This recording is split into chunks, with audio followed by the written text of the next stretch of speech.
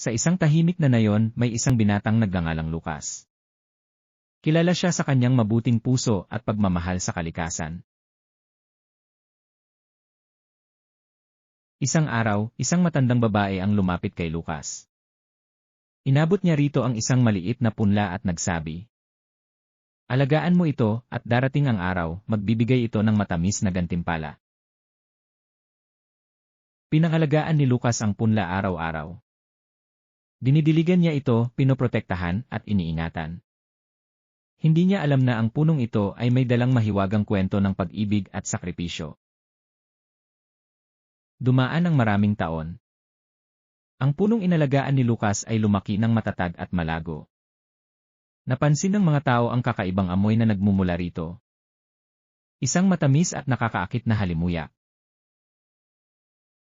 Isang umaga, laking gulat ni Lucas nang makita niya ang ginintuang bunga na nakabitin sa mga sanga. Ang hugis nito ay tulad ng pusong puno ng pagmamahal. Kinuha niya ang isang bunga at tinikman ito. Napakasarap. Matamis, makatas, at puno ng lambing. Parang isang halik mula sa nakaraan. Nabalitaan ng buong nayon ang tungkol sa mahiwagang bunga. Ayon sa matatanda, ito ay alaala ng tunay na pag-ibig na hindi nawala sa paglipas ng panahon.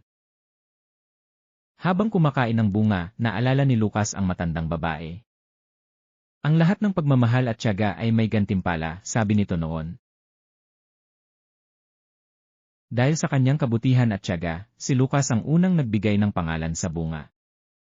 Tawagin natin itong mangga mula sa salitang mangarap at giliw. Isang simbolo ng pag-ibig na hindi nawawala.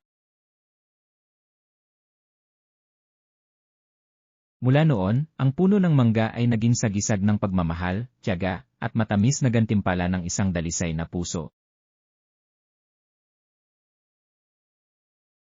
At kaya, tuwing titikman natin ang hinog at matamis na mangga, alalahanin natin ang alamat na nagsimula sa isang puno, isang pangako, at isang pusong hindi sumuko.